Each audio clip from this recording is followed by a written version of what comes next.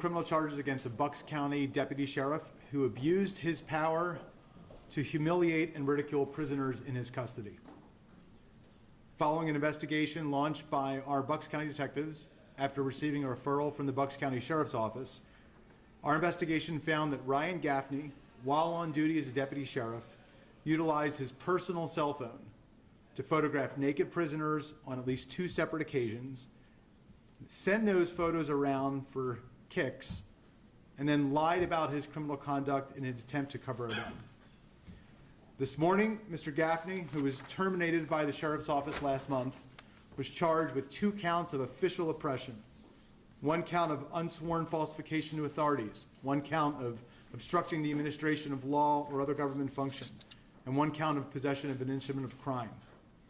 Our investigation found, and the criminal complaint alleges, that on January 30th of this year, Deputy Sheriff Gaffney and 4 other uniformed deputies were executing a search warrant at the home of an adult male in Middletown Township. Now, this was a man who was suffering a mental health crisis. He was upstairs in his bedroom, and he was naked from the waist down. And while this man was sitting on a bench at the end of his bed, just trying to put his pants on, Deputy Sheriff Gaffney removed his right glove, pulled out his personal cell phone, opened up the camera app, and pointed the lens right at the man, taking a picture of him with his genitals exposed.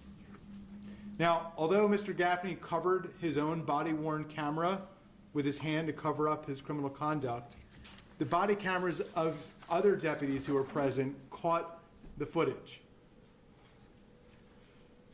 Later that day, in this building at the Bucks County Criminal Justice Center, Mr. Gaffney showed that photograph of this man's genitals to female employees in the office in jest, according to the criminal complaint, and our forensic analysis shows that he then sent that image to personal contacts in his phone.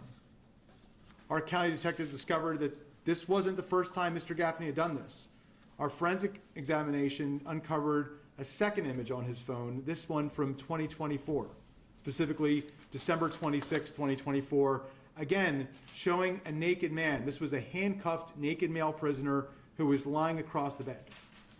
Mr. Gaffney sent this image around to not 1, not 2, not 4, not 6, but 12 personal contacts of his over 4 separate dates. On April 6, 2026, during a voluntary administrative interview with Sheriff Danny Seisler and his investigators, with his lawyer present, Mr. Gaffney made false statements verbally before then signing a written statement. All of these statements falsely denied that he had used his personal cell phone to create and distribute the January 30th image, as alleged in our complaint. Now, as the investigation continued, Mr. Gaffney, through his legal counsel, provided screenshots of his active and deleted photo libraries in an attempt to mislead our investigation and mislead investigators into believing that this January 30th image was not stored on his phone. But it was. A court ordered a forensic search of Mr. Gaffney's iPhone on April 23rd, 2026, successfully recovered the image of the January 30 victim. The digital metadata on that recovered file directly matched the timestamp and physical positioning captured by the other deputies' body-worn cameras. That search also recovered the December 2024 image of the second male victim. So I want to be clear. Mr. Gaffney's conduct is a disgrace. It is a betrayal of the trust that was placed in him by the sheriff and by the taxpayers. The people of Bucks County must be able to trust that those who are sworn to protect them will respect their basic rights and dignity at all times, especially when they are at their most vulnerable. When a deputy sheriff breaks the law and then attempts to cover it up by lying, he erodes the public trust that thousands of honest public servants work every day to preserve. I want to personally thank Sheriff Seisler for his swift action in referring this matter to our office, and I want to thank the Sheriff's Office for their ongoing cooperation with our investigation. I want to thank our dedicated county detectives who investigated this matter, Lieutenant Phil Coolin and Detective Eric Landamia, as well as Detectives Jeff Jumper, Bill Mooney, and Chief of Detectives Jack Slattery, who are all with us today. I'd also like to acknowledge the good work of Deputy District Attorney Andrew Bukowski, who's standing behind me, who worked on these detectives with this matter and will be prosecuting this case in court.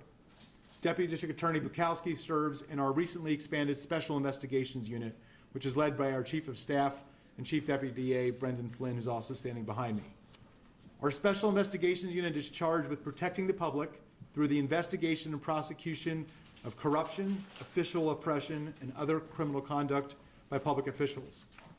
I also want to recognize First Assistant District Attorney Kristen McElroy, who is also standing next to Mr. Flynn, and Chief Slattery. Together, they work every day to carry out our new vision for this office. And I want to thank them for their leadership.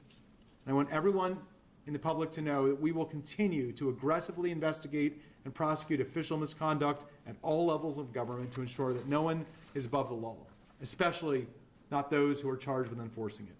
I'm happy to answer your questions. How did you find out? How did the Sheriff's Office find out about this in April? So I'll refer any questions about the Sheriff's internal investigation to the Sheriff's Office, but I will say, and again, as a credit to the Sheriff's Office and the Sheriff, that immediately upon recognizing the severity of this issue, they referred it to our office on the date I mentioned. How long have you served as Deputy Sheriff? Since 2023. Oh, what is he facing if he's convicted? Well, I think that, all of these charges are misdemeanors. The most serious of these which is the reason this was a criminal summons, the most serious of these crimes is possessing an instrument of crime. That's where Mr. Gaffney used his phone first to take the images, second to send them out, and third to try and mislead our investigators. And that first-degree misdemeanor has a 5-year maximum. So there are a number of other misdemeanors as well. But it would ultimately depend on what the judge decides to do with sentencing. Is he still denying it? Well, we have not spoken to Mr. Gaffney since we filed the summons. But the most recent opportunity Mr. Gaffney had to tell us what happened, or to tell investigators what happened, and when he had that opportunity, he misled the investigation, and that's why he is facing 2 counts of conduct relating to that: lying orally to the sheriff directly, and then signing a statement that was false. Any other sheriff's deputies could be facing charges in this? You mentioned that several were in the room. Body camera showed anything, charges pending for anybody else? No, there's nothing about this investigation that indicates that anyone other than Mr. Gaffney was responsible for creating criminal conduct. And in fact, it was the active cooperation and the support of the current sheriff's office that led to today's successful filing of these charges. Are you concerned there's more victims? Well, we certainly would encourage anyone with information to come forward, but as prosecutors and investigators, we follow the facts. And as I said, we initially learned about this first image that we were warned about in 2026. That search then led us to the second victim, which we would not have known about but for that search. You mentioned he had an attorney. Who is that? His attorney, who was present for that interview, was Paul Lang. Did the other deputies whose cameras you said did capture what happened and confirm it happened, did they report any of this immediately, or what did they do when they saw him doing this? Well, the affidavit of probable cause and complaint don't go into the details about what each person saw and exactly what they observed, but all that will come out as the case moves forward. Did your office look at his conduct when One at a time. Okay. Sorry. When he was at the borough, Pendel, and Newville police departments, and also he had shorter than typical time in Lower Moreland Township. Was any of that part of the investigation, and was there anything that came from that? Well, we're only going to charge people with criminal conduct when we have facts to support that. So without speculating, I will just say that we did a thorough investigation, and what we found in terms of crossing the line of criminal conduct is what's alleged in the complaint.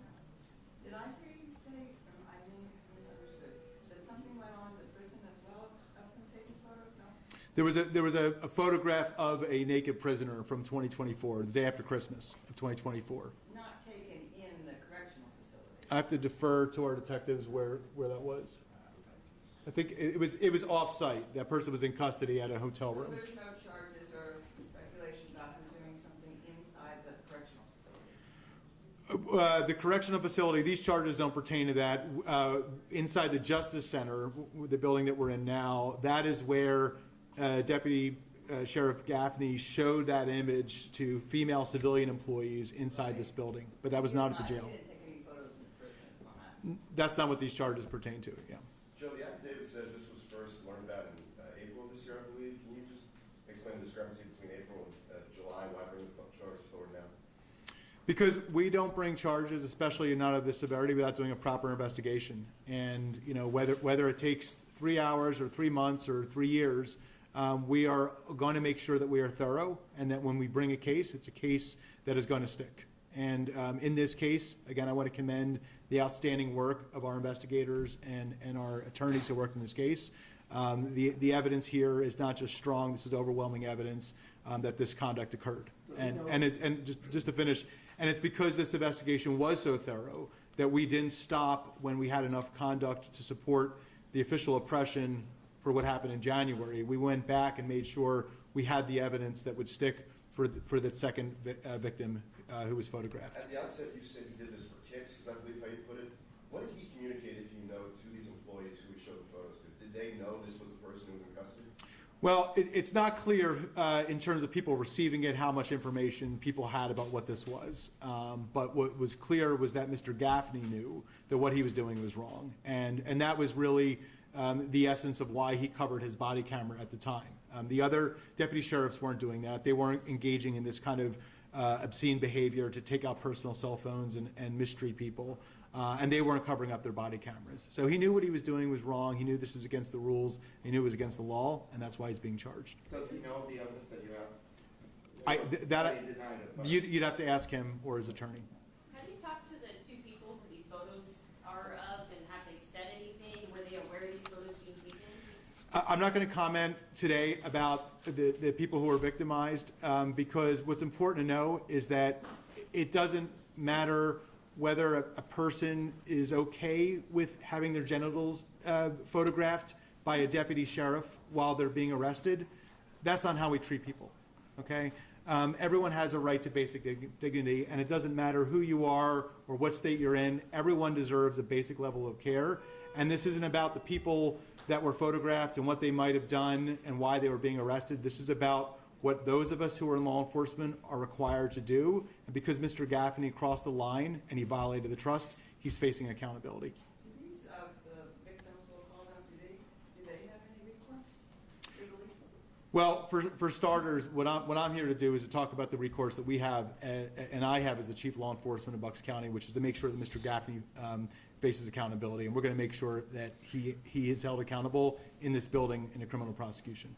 I just want to be clear on something that you said around 12:09 in your statements. You said that through his attorney he provided images that were to mislead. So are you, I just want to clear that up. Did he provide them or did his attorney? He provided them through his attorney acted on his behalf at his request. And just to be clear, there's no indication that his attorney knew that this was dishonest or that his attorney knew that this was an effort to mislead us. He was asked to provide proof that these photos weren't on his phone, or he offered to do that. And instead of giving that directly, he gave that to his attorney to give to the sheriff's office. Did he use any county property or anything? Well, the allegation here, right, is that he used a personal cell phone to record these images, and his body camera was actually being covered up while this was happening. So the instrument of crime here, right, is the phone. That was a personal phone. It was an iPhone. But again, he was on county property when he's sending this stuff around, and this is on county time, talking to county employees, and it's a complete violation of the trust that the county placed in Mr. Gaffney when he was given this position of important responsibility. Not to get too technical, Joe, but did he actually delete the photos from his phone and they were recovered through the Cellbrite download? Just to clarify the false screenshots. Yeah, I'll have to defer to the folks who were involved in the actual forensic investigation. Okay, so yeah, so what I'm being told is that the exact location of where they were found was through a messaging app, through SMS messaging. Do any of the charges face apply to attempting to delete the photos, or is that separate? So there's the obstruction charge is a very broad charge, and it covers the whole course of conduct in an effort to mislead the investigators. And it really focuses on this effort to take screenshots of groups of photos where these images weren't present to suggest that somehow those photos weren't on his phone. So the bottom line is he knew the photos were on his phone, and he tried to make us think or make the sheriff's office think that they weren't there. He knew his conduct was wrong, and so that's the reason he lied about it. And that really really cuts through all of the false statements that he made about whether he did this, whether he used a personal phone. He tried to cover his tracks, and obviously some of this happened back in 2024. So there was a long period of time where our office didn't catch up to him and catch up to his conduct. But I want to thank Sheriff Slicer for bringing this to our attention and making sure that we can hold him accountable, and that's what we're going to do. I understand he's not arraigned yet. Do you know when his arraignment will be?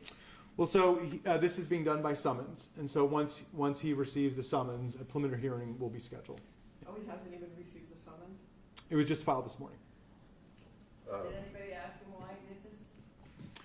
Well, he denied doing it, and so that's really a question for him is to explain why he did it. But the evidence that we have is that he thought this was funny, that it was a joke to humiliate people when they were at their most vulnerable, people suffering mental health crisis, someone who's in custody, in handcuffs, not even wearing clothes, and it's not funny, and this is not a joke, and this is serious. And these jobs in law enforcement, whether you're a prosecutor or a detective or a deputy sheriff, require you to do your duty and do it with care. And Mr. Gaffney violated that duty of care, and that's why he's going to be held accountable.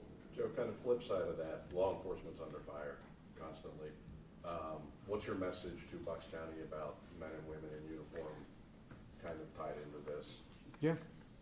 I mean, it's the same message Mr. Rogers would put out, right, which is look for the helpers. Look at the people behind us, the detectives working in law enforcement who see somebody who crossed the line and made sure they were held accountable. Look at the folks who were in the sheriff's office, including the sheriff himself, who brought this stuff to our attention. Someone like Mr. Gaffney can give everyone, not just people in law enforcement, but everyone in public service a bad name. And it's the reason that we have expanded the scope and the role of our Special Investigations Unit, because when you have public servants betraying that trust, it is a threat to all of us in Bucks County. And we're going to make sure that everyone understands here in Bucks County, if you are a public official and you cross the line, you will be held accountable. What about, you said, one of them happened in December of 2024. Why did that, was he wearing body camera then? Did anybody know about it in 2024? Certainly my office did not know about it. I couldn't speak about what happened in the sheriff's office back then. What I can say is that our office only became aware of that 2024 image as a result of the court-ordered forensic search. And again, I think it speaks to the fact that we will just follow the facts. We don't, hearsay and speculation is not good enough. And wherever the facts go, that's where we're going to follow them. And because that evidence was uncovered on his phone, we were able to bring that second charge of official oppression. So at this point, though, you don't know if anybody else knew about the 2024 one before you did? That I couldn't speak to. Yeah. Could you run through the charges one more time in case I use a soundbite of? Absolutely. So he's facing 2 counts of official oppression, which is using his phone to take these horrible photographs, which he then sent out. He is charged with 1 count each of obstructing a investigation or government function, as well as making false swearings or false reports, and 1 count of possessing an instrument of crime, which was the misuse of his cell phone to take these images, send them around, and then try and mislead the investigation by taking screenshots that weren't what he purported them to be. And again, nobody that you showed him that is in trouble for possession of the pictures. No, all the evidence points to 1 person, which is Mr. Gaffney, who broke several criminal laws and is now facing accountability. Okay. Any other questions? Okay. Thank you, everyone.